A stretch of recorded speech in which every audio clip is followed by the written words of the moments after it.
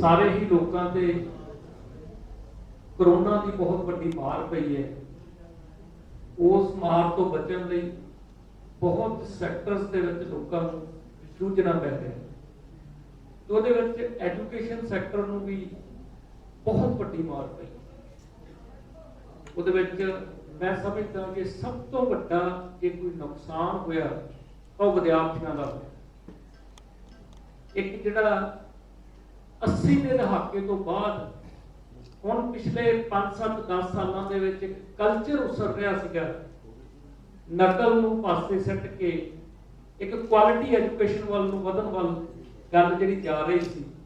उन्हें बहुत वड्डी ढाह लगी है साडे इस पिछले 2 साल के समय दे विच, क्योंकि बच्चे घरां दे विच बैठ के ऑनलाइन एजुकेशन स्टार्ट हो गई। ऑनलाइन का साडे सिस्टम इंडिया दे विच साडे पंजाब दे विच उन्ना नहीं सी, जिहदे करके बहुत जिहड़ी हैगी है ये मुसीबतां चलदियां पईयां बच्चों को ते बहुत एक जिहड़ा सिस्टम तहस नहस होण कारण जिहड़े बच्चों को मैं कहांगा भी गलत प्रैक्टिस भी स्टार्ट हो गई है। तो उस प्रैक्टिस तो निकल लग्या जिवें पहला 10-15 साल लगे सीगे, ये भी पता नहीं कितना समा लगना जिहड़ा इस प्रैक्टिस तो निकलदी अगे ਵਧਣਾ पैंदा। ਇਹਦੇ ਨਾਲ ਬੱਚਿਆਂ ਦੇ ਮਾਪਿਆਂ ਨੂੰ ਜਿਹੜਾ आर्थिक तौर पर बहुत ਵੱਡੇ घाटे झलने पे है। ਤੇ बहुत ਵੱਡੇ रूप से मैं देखा एजुकेशनल इंस्टीट्यूशन ਦੇ ਵਿੱਚੋਂ ਬੱਚੇ सिर्फ ये नहीं पहले साल ਦੇ ਵਿੱਚ ਦਾਖਲਾ ਲੈਣ ਤੋਂ ਵਾਂਝੇ ਰਹਿ ਗਏ, ਸਗੋਂ ਜਿਹੜੇ ਬੱਚੇ ਪੜ੍ਹ ਰਹੇ ਸੀਗੇ ਉਹਨਾਂ ਨੇ ਵੀ ਇਹਨਾਂ ਪਿਛਲੇ 2 ਸਾਲਾਂ ਦੇ ਵਿੱਚ ਤਕਰੀਬਨ ਪੜ੍ਹਾਈ ਛੱਡਤੀ। ਬੱਚਿਆਂ ਦੇ ਗੈਪ ਜਿਹੜਾ ਹੈਗਾ ਉਹ ਡਿਕਲੇਅਰ ਹੋ ਗਿਆ ਉਹਨਾਂ ਦਾ ਕਿ ਉਹਨਾਂ ਨੂੰ ਜਦੋਂ ਉਹ ਆਰਥਿਕ ਤੌਰ ਤੇ ਇੰਨੇ ਵੀਕ ਸੀਗੇ ਉਹਨਾਂ ਦੇ ਪੇਰੈਂਟਸ तो उन्होंने बच्चों को किसी को 1 साल, किसी को 6 महीने, किसी को 2 साल जिहड़ा हैगा वो पढ़ाई तो वांझा रहना पै रहा। असीं पीएफआई ने आपके तौर पे बहुत बड़े रूप दे विच जिवें स्पैशल कोरोना लई असीं जिहड़ियां स्कॉलरशिप्स स्टार्ट कीतियां सी ते बच्चों को सपोर्ट करने की बहुत कोशिश की, भावें वो एंट्री पॉइंट ते होवे, भावें साडे पढ़ रहे बच्चे सीगे, सारिआं नूं असीं जिन्नी आपकी वित्त मुताबक वित्त तो बाहर हो के ਅਸੀਂ कोशिश की भी बच्चों को ਵੱਧ ਵੱਧ ਜਿਹੜੀ ਹੈਗੀ ਐਫਰਟਸ ਕਰਕੇ ਉਹਨਾਂ ਨੂੰ ਸਹਾਰਾ ਦਿੱਤਾ ਜਾ ਸਕੇ। ਪਰ ਅਜੇ ਵੀ ਜਿਹੜਾ ਹੈਗਾ ਮੈਂ ਦੇਖਿਆ ਵੀ ਸਮਾਜ ਸਾਡੇ ਇਸ ਆਰਥਿਕ ਸੰਕਟ ਦੇ ਵਿੱਚੋਂ, ਇਸ ਮਾਰ ਦੇ ਵਿੱਚੋਂ ਨਿਕਲ ਨਹੀਂ ਰਿਹਾ ਸੀ। ਇਸੇ ਕਰਕੇ ਅਸੀਂ ਇਸ ਚੀਜ਼ ਨੂੰ ਕਵਰ ਕਰਨ ਲਈ ਅਸੀਂ ਇੱਕ ਬਹੁਤ ਵੱਡੇ ਰੂਪ ਦੇ ਵਿੱਚ ਇੱਕ ਸਕੀਮ ਜਿਹੜੀ ਬਹੁਤ ਸੋਚ ਵਿਚਾਰ ਤੋਂ ਬਾਅਦ, ਬਹੁਤ ਥਾਟ ਪ੍ਰੋਸੈਸ ਤੋਂ ਬਾਅਦ ਅਸੀਂ ਇੱਕ ਜਿਹੜੀ ਸਕੀਮ ਉਹ ਬੱਚਿਆਂ ਲਈ ਸਟਾਰਟ ਕੀਤੀ ਵੀ ਜਿਹਦੇ ਨਾਲ ਕਿਸੇ ਵੀ ਕਿਉਂਕਿ ਆਮ ਤੌਰ ਤੇ ਪਹਿਲਾਂ ਸਾਡੇ ਇਹ ਹੁੰਦਾ ਸੀਗਾ ਕਿ ਜਿਹੜੇ ਬੱਚੇ ਮਤਲਬ ਕਿ ਆਰਥਿਕ ਤੌਰ ਤੇ ਕਮਜ਼ੋਰ ਹੈ ਉਹਨਾਂ ਬੱਚਿਆਂ ਲਈ ਸਕੀਮ ਹੁੰਦੀ ਸੀ, ਜਾਂ ਜਿਵੇਂ ਕਰੋਨਾ ਲਈ ਸਕੀਮ ਹੈ, ਜਾਂ ਸਪੋਰਟਸ ਵਾਲੇ ਬੱਚਿਆਂ ਦੀ ਸਕੀਮ ਹੈ, ਜਾਂ ਮੈਰੀਟੋਰੀਅਸ ਬੱਚਿਆਂ ਦੀ ਸਕੀਮ ਹੈ। ਪਰ ਹੁਣ ਅਸੀਂ ਹਰ ਵਰਗ ਦੇ ਬੱਚੇ ਲਈ, ਬੱਚਾ ਜਿੱਥੇ ਵੀ ਬੈਠਾ, ਈਵਨ ਕਿ ਥਰੂ ਆਊਟ ਇੰਡੀਆ ਜਾਂ ਇੰਡੀਆ ਤੋਂ ਬਾਹਰ, ਹਰ ਵਰਗ ਦੇ ਬੱਚੇ ਲਈ ਉਹਦਾ ਬੈਨੀਫਿਟ ਲੈ ਸਕੇ ਉਹ, क्योंकि साढ़े 2 सालों के ऑनलाइन सिस्टम काफ़ी डिवेलप होया ते असीं पीएफआई दे विच भी बहुत वधिया तरीके नाल डिवेलप कीता।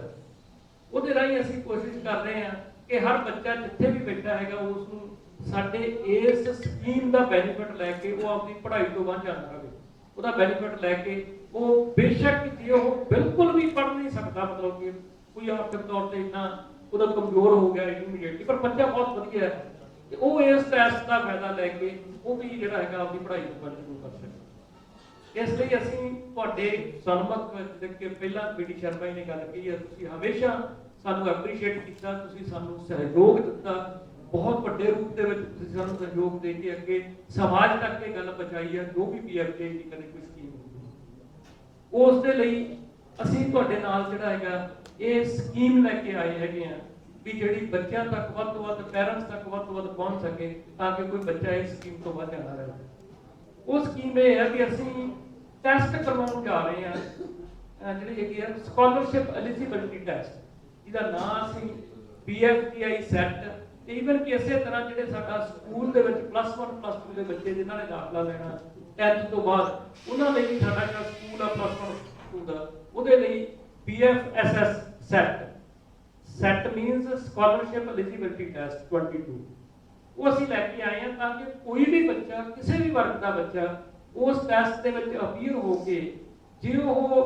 65% ਤੋਂ ਲੈ ਕੇ 100% ਤੱਕ ਟੈਸਟ ਦੇ ਵਿੱਚ ਮਾਰਕਸ ਲੈਂਦਾ ਤਾਂ ਉਹਨੂੰ ਆਪਦੀ ਆਪਦੀ ਕੈਟਾਗਰੀ ਦੇ ਵਿੱਚ ਅਸੀਂ ਇੱਕ ਪੂਰੀ ਸਲੈਬ ਬਣਾਈ ਹੈ। ਉਹ ਬੱਚਾ ਜਿਹੜਾ ਹੈਗਾ ਈਵਨ ਕਿ ਉਹ ਜੇ 95% ਤੋਂ ਉੱਪਰ ਮਾਰਕਸ ਲੈ ਲੈਂਦਾ, ਉਹ ਸਿਰਫ 30 ਮਿੰਟ ਦਾ ਟੈਸਟ ਹੈ, ਤਾਂ ਉਹਨੂੰ 100% ਜਿਹੜੀ ਹੈਗੀ ਹੈ ਸਕਾਲਰਸ਼ਿਪ ਮਿਲ ਸਕਦੀ ਹੈ। ਉਹ ਸਕਾਲਰਸ਼ਿਪ ਜਿਵੇਂ ਸਾਡੇ ਵੱਧ ਤੋਂ ਵੱਧ ਜਿਹੜੀ ਸਾਡੀ ਫੀਸ ਹੈ, ਅਕੈਡਮਿਕ ਫੀਸ ਹੈ, ਉਹ 4 ਲੱਖ ਰੁਪਏ ਤੱਕ ਹੈ। ਇਸ ਕਰਕੇ ਅਸੀਂ 4 ਲੱਖ ਰੁਪਏ ਤੱਕ ਸਾਰੀ ਦੀ ਸਾਰੀ ਫੀਸ ਸਾਰੇ ਸਾਲਾਂ ਲਈ, ਮਤਲਬ ਇਹ ਨਹੀਂ ਜਿਵੇਂ ਅੱਗੇ ਆਮ ਤੌਰ ਤੇ ਅਸੀਂ ਕੋਸ਼ਿਸ਼ ਕਰਦੇ ਸੀਗੇ ਵੀ ਸਾਡੀ ਇਹ ਹੁੰਦੀ ਸੀ ਕਿ ਬੱਚੇ ਨੂੰ ਪਹਿਲੇ ਸਮੈਸਟਰ ਲਈ ਜਾਂ ਪਹਿਲੇ ਸਾਲ ਲਈ ਜਿਹੜਾ ਹੈਗਾ ਉਹਨੂੰ ਬੈਨੀਫਿਟ ਮਿਲ ਜੇ, ਪਰ ਇਤਕੀ ਅਸੀਂ ਕੋਸ਼ਿਸ਼ ਕੀਤੀ ਹੈ ਵੀ ਜੇ ਕੋਈ ਬੱਚਾ ਐਲੀਜੀਬਲ ਹੈ ਤਾਂ ਉਹ ਈਵਨ ਕਿ ਥਰੂ ਆਊਟ ਦਾ ਕੋਰਸ ਵੀ ਬੈਨੀਫਿਟ ਲੈ ਸਕਦਾ ਹੈ। ਇਸ ਕਰਕੇ ਉਸ ਸਕੀਮ ਨੂੰ ਅਸੀਂ ਉੱਪਰ ਤੋਂ 100% ਸਾਰੇ ਸਾਲਾਂ ਲਈ, ਜੇ 4 ਸਾਲ ਦਾ ਕੋਰਸ ਆ, 3 ਸਾਲ ਦਾ ਕੋਰਸ ਆ, 2 ਸਾਲ ਦਾ ਕੋਰਸ ਆ ਜਾਂ 1 ਸਾਲ ਦਾ, ਉਹ ਸਾਰੇ ਦੇ ਸਾਰੇ ਲਈ ਜਿਹੜਾ ਹੈਗਾ, ਜੇ ਬੱਚਾ ਮਿਹਨਤੀ ਹੈ, ਜੇ ਬੱਚਾ ਇੰਟੈਲੀਜੈਂਟ ਹੈ, ਜੇ ਉਸ ਟੈਸਟ ਨੂੰ ਕਲੀਅਰ ਕਰ ਜਾਂਦਾ ਹੈਗਾ ਤਾਂ ਉਸ ਦੇ ਵਿੱਚੋਂ 100% ਅਪ ਟੂ 4 ਲੱਖ ਵੀ ਉਹ ਲੈ ਸਕਦਾ। ਉਸ ਤੋਂ ਬਾਅਦ ਅਗਲੀ ਸਲੈਬ ਜਿਹੜੀ ਹੈਗੀ ਹੈ 50% ਦੀ ਹੈ, ਕਿ ਕਹਿੰਦਾ ਆਪਾਂ 2 ਲੱਖ ਤੱਕ ਉਹਦੀ ਸਕਾਲਰਸ਼ਿਪ ਲੈ ਸਕਦਾ ਹੈਗਾ। ਉਸ ਤੋਂ ਅਗਲੀ ਸਲੈਬ 1 ਲੱਖ ਰੁਪਏ ਦੀ ਹੈਗੀ ਹੈ। ਇਸ ਤਰੀਕੇ ਨਾਲ ਉਹ ਸਲੈਬ ਘਟਦੀ ਆ ਕੇ ਤਕਰੀਬਨ 25,000 ਰੁਪਏ ਤੱਕ ਹੈਗੀ। ਅਸੀਂ ਉਸ ਨੂੰ ਮਤਲਬ ਤਾਂ ਕਿ ਬੱਚਾ ਜਿਸ ਤਰੀਕੇ ਨਾਲ ਵੀ ਉਹਨੂੰ ਇਹ ਮਤਲਬ ਜਿੰਨਾ ਕੋ ਉਹ ਸਕੋਰ ਕਰਦਾ ਹੈਗਾ ਉਹਨਾਂ ਨੂੰ ਬੈਨੀਫਿਟ ਮਿਲ ਸਕੇ, ਉਹ ਕਿਸੇ ਵੀ ਵਰਗ ਤੋਂ ਹੋ ਸਕਦਾ ਹੈ। ਇਸ ਕਰਕੇ ਮੇਰੀ ਤੁਹਾਨੂੰ ਇਹ ਅਪੀਲ ਹੈ ਸਾਰਿਆਂ ਨੂੰ, ਅਸੀਂ ਕੋਸ਼ਿਸ਼ ਕਰਦੇ ਹਾਂ ਆਪਣੇ ਤੌਰ ਤੇ ਵੀ ਵੱਧ ਤੋਂ ਵੱਧ ਬੱਚਿਆਂ ਤੱਕ ਰੀਚ ਜਾਵੇ, ਇਹ ਬੱਚਿਆਂ ਤੱਕ ਪਹੁੰਚੇ, ਪਰ ਤੁਹਾਡੀ ਐਫਰਟਸ ਨਾਲ ਜਿਹੜੀ ਹੈਗੀ ਹੈ ਇਹ ਰੀਚ ਬਹੁਤ ਵੱਡੀ ਬਣ ਹੈ। ਕਿਉਂਕਿ ਮੇਰੀ ਇਹ ਤੁਹਾਨੂੰ ਅਪੀਲ ਹੈ ਵੀ ਇਹ ਇਕੱਲਾ ਕਿਤੇ ਲਿਮਟ ਸਾਡੇ ਬਠਿੰਡੇ ਤੱਕ ਨਾ ਰਹਿ ਜਾਵੇ, ਇਹਨੂੰ ਲਿਮਟ ਨੂੰ ਤੁਸੀਂ ਪੰਜਾਬ ਤੱਕ ਨਾ ਰਹਿ ਜਾਵੇ, ਜਿੱਥੇ ਵੀ ਤੁਹਾਨੂੰ, ਕਿਉਂਕਿ ਹਰ ਇੱਕ ਬੱਚੇ ਦੇ ਬੈਨੀਫਿਟ ਲਈ ਹੈ, ਜਿੱਥੋਂ ਤੱਕ ਵੀ ਇਹ ਰੀਚ ਜਾ ਸਕਦੀ ਹੈ ਤੁਸੀਂ ਉਸ ਰੀਚ ਨੂੰ ਬਚਾਓ। ਦੂਜੀ ਗੱਲ ਮੈਂ ਤੁਹਾਡੇ ਨਾਲ ਇੱਕ ਹੋਰ ਸਾਂਝੀ ਕਰਨਾ ਚਾਹੁੰਦਾ, ਕਿਉਂਕਿ ਦੇਖੋ ਅਸੀਂ ਹਮੇਸ਼ਾ ਕੋਸ਼ਿਸ਼ ਕੀਤੀ ਹੈ ਕਿ ਜੇ ਕਿਸੇ ਚੀਜ਼ ਦੇ ਵਿੱਚ ਸਾਨੂੰ ਕੋਈ ਕਮੀ ਹੋਈ ਹੈ ਤਾਂ ਉਸ ਕਮੀ ਦੀ ਭਰਪਾਈ ਲਈ ਅਸੀਂ ਕੋਈ ਹੋਰ ਕਰ ਸਕੀਏ। ਮੈਨੂੰ ਇਹ ਲੱਗਦਾ ਹਰ ਇੱਕ ਲਈ ਜ਼ਰੂਰੀ ਹੁੰਦਾ ਹੈ ਵੀ ਜੇ ਸਾਨੂੰ ਕਿਤੇ ਕੋਈ ਮਾਰ ਪੈਂਦੀ ਹੈ ਤੇ ਅਸੀਂ ਉਸ ਮਾਰ ਨੂੰ, ਠੀਕ ਹੈ, ਨਾਲ ਦੀ ਨਾਲ ਇਕੱਲੀ ਮਾਰ ਨੂੰ ਨਾ ਚੱਲੀਏ, ਅਸੀਂ ਉਸ ਦੀ ਭਰਪਾਈ ਕਿਸੇ ਹੋਰ ਵੀ ਕਰ ਸਕਦੇ।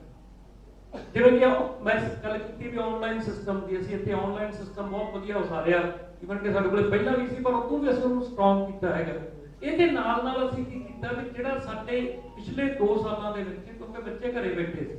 ਜੇ ਮੈਂ ਸਹੀ ਰੂਪ ਚ ਕਹਾਂ ਤਾਂ ਹੁਣ ਹੀ ਪਿੱਛੇ 2-3 ਮਹੀਨੇ ਪਹਿਲਾਂ ਵੀ ਬੱਚੇ ਕੰਟੀਨਿਊ ਵਿੱਚੋਂ ਹੋਏ ਸੀ, ਫਿਰ ਦੁਬਾਰਾ ਡਿਸਕੰਟੀਨਿਊ ਹੋ ਗਿਆ, ਪਰ 2 ਸਾਲ ਹੀ ਉਹਨਾਂ ਦਾ ਤਕਰੀਬਨ ਗੈਪ ਪੈ ਗਿਆ। ਪਰ ਅਸੀਂ ਫੈਕਲਟੀ ਦਾ ਗੈਪ ਇਹਨਾਂ ਨਹੀਂ ਪੈਣ ਦਿੱਤਾ, ਤੇ ਖਾਸ ਤੌਰ ਤੇ ਉਹ ਫੈਕਲਟੀ ਜਿਹੜਾ ਕੋਈ ਕੰਮ ਕਰ ਸਕਦਾ,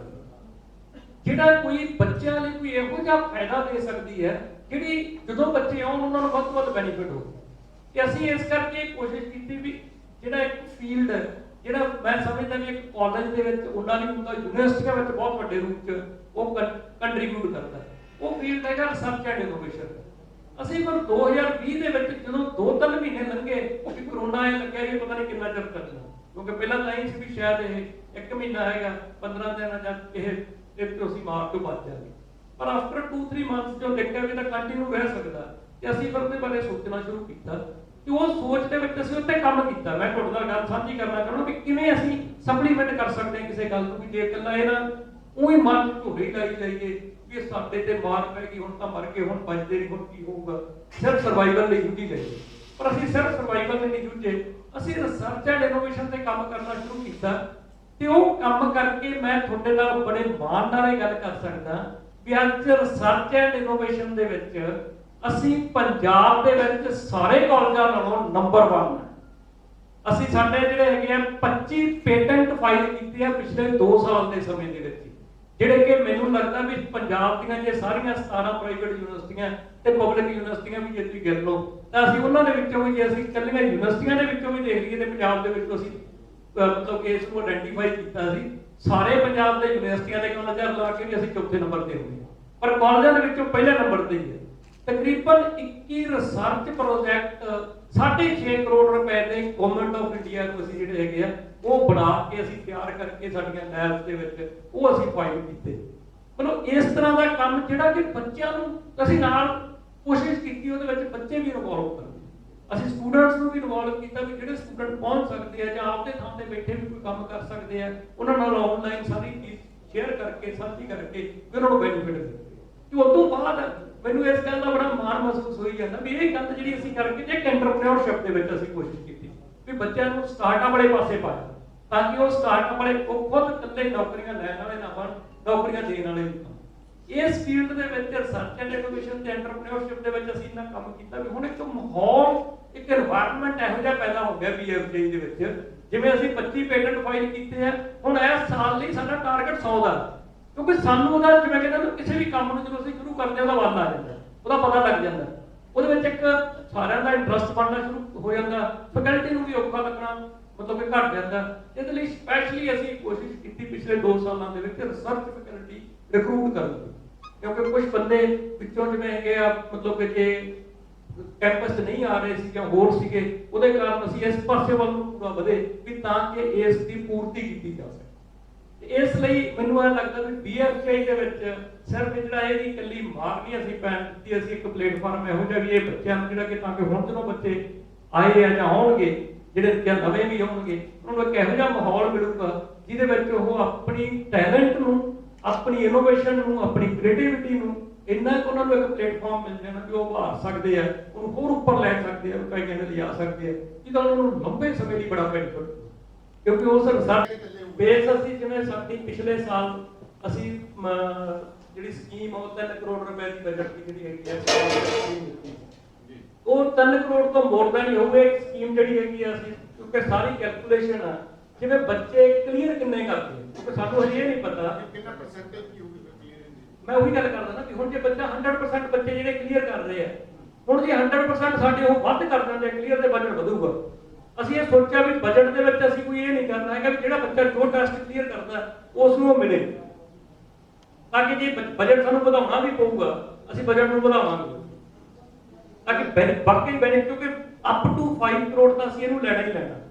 ਜੇ ਉਦੋਂ ਵੀ ਵਧਾਉਣ ਦੀ ਲੋੜ ਪਈ ਸਾਨੂੰ, ਕਿਉਂਕਿ ਅਸੀਂ ਪਹਿਲੀ ਸਕੀਮ ਸਾਡੀ ਜਿਹੜੀ ਪਹਿਲਾਂ ਪਿਛਲੇ ਸਾਲ ਸੀਗੀ ਉਹ 3 ਕਰੋੜ ਤੱਕ ਸੀਗੀ। ਮਤਲਬ ਵੀ ਤਾਂ ਮੈਰਿਟ ਹਾਂਜੀ ਮੈਰਿਟ ਦਾ ਸਕੋਰ ਮੈਰਿਟ ਦੱਸਿਆ ਮੈਂ ਜੀ, ਮੈਂ 100% ਤੱਕ ਜੀ ਸਕੋਰ 95 ਤੋਂ ਲੈ ਕੇ 95 ਤੋਂ ਲੈ ਕੇ ਕੱਟ ਮੈਰਿਟ ਕਿੰਨੀ ਰੱਖੋਗੇ? 65 65 ਧੰਨਵਾਦ ਸਰ। ਹਾਂ ਮੇਰਾ ਇੱਕ ਸਵਾਲ ਹੈਗਾ,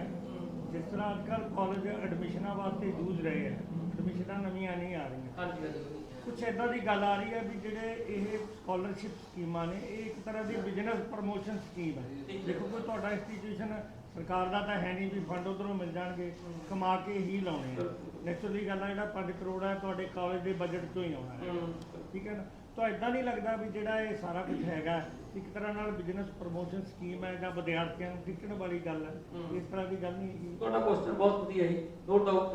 ਇਹ ਗੱਲ ਜਦੋਂ ਦੇਖਣ ਨੂੰ ਇਹੀ ਗੱਲ ਲੱਗਦੀ ਹੈ ਵੀ ਇਹ ਬਿਜ਼ਨਸ ਪ੍ਰਮੋਸ਼ਨ ਹੈ। ਪਹਿਲੀ ਗੱਲ ਤਾਂ ਇਹ ਹੈ ਵੀ ਸਾਡਾ ਐਜੂਕੇਸ਼ਨ ਇੱਕ ਬਿਜ਼ਨਸ ਹੈ, ਕਿਉਂਕਿ ਐਜੂਕੇਸ਼ਨ ਜੇ ਇਕੱਲੀ ਬਿਜ਼ਨਸ ਹੋਵੇ ਤੇ ਖਾਸ ਤੌਰ ਤੇ BFJ ਲਈ ਤਾਂ ਬਿਜ਼ਨਸ ਹੈ, ਕਿਉਂਕਿ ਜੇ ਬਿਜ਼ਨਸ ਹੁੰਦੀ ਤਾਂ ਸਭ ਤੋਂ ਪਹਿਲਾਂ ਖਾਸ ਤੌਰ ਤੇ ਜਿਹੜਾ BFJ ਦਾ ਚੇਅਰਮੈਨ ਤੁਹਾਡੇ ਸਾਹਮਣੇ ਬੈਠਾ, ਉਹਨੇ ਆਪਦੀਆਂ ਪ੍ਰਾਪਰਟੀਆਂ ਬਣਾਉਣੀਆਂ। ਮੈਂ ਅਗਰ ਕਿਰਾਏ ਦੇ ਮਕਾਨ ਵਿੱਚ ਰਹਿ ਰਿਹਾ ਹਾਂ, ਸ਼ਾਇਦ ਤੁਹਾਨੂੰ ਅਜੇ ਵੀ ਪਤਾ, ਮੈਂ ਹਰ ਵਾਰੀ ਕਹਿੰਦਾ ਮੈਂ ਜਦੋਂ ਪ੍ਰੈਸ ਕਾਨਫਰੰਸ ਆਉਂਦਾ ਕਿ ਮੈਂ ਉਹਦਾ ਘਰ ਨਹੀਂ ਬਣਾਇਆ, ਮੈਂ ਰੈਂਟਡ ਮਕਾਨ ਤੇ ਰਹਿ ਰਿਹਾ। ਇਸ ਕਰਕੇ ਇਹੋ ਜਿਹੀ ਗੱਲ ਜਿਹੜੀ ਕਿ ਆਪਾਂ ਕਹੀਏ ਵੀ ਲੋਕਾਂ ਲਈ ਕਿਸੇ ਲਈ ਹੋਰ ਹੋ ਸਕਦੀ ਹੈ ਵੀ ਬਿਜ਼ਨਸ ਹੋਵੇ, ਸਾਡਾ ਪਹਿਲਾ ਪਰਪਸ ਜਿਹੜਾ ਹੁੰਦਾ ਕਿਸੇ ਵੀ ਕੰਮ ਤੇ ਜਦੋਂ ਇਨਵੈਸਟ ਕਰਦੇ ਆ ਉਹਦਾ ਪਰਪਸ ਇਹੀ ਹੁੰਦਾ ਵੀ ਵਿਦਿਆਰਥੀਆਂ ਨੂੰ ਸਾਡੇ ਨੂੰ ਬੈਨੀਫਿਟ ਹੋਵੇ, ਸਾਡੇ ਸਟਾਫ ਨੂੰ ਬੈਨੀਫਿਟ ਹੋਵੇ ਜਾਂ ਸਮਾਜ ਨੂੰ ਬੈਨੀਫਿਟ ਹੋਵੇ। ਇਹ ਗੱਲ ਤੁਹਾਡੀ ਇੱਕੋ ਲੱਗਦੀ ਹੈ।